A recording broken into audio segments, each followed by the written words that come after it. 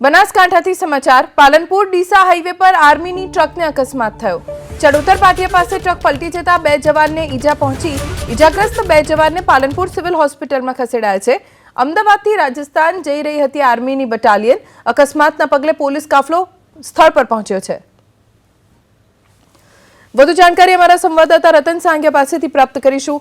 રતન, અકસ્માત કેવી રીતે બન્યો અને શું સ્થિતિ જે બટાલિયન જઈ રહી હતી આ ટ્રકમાં?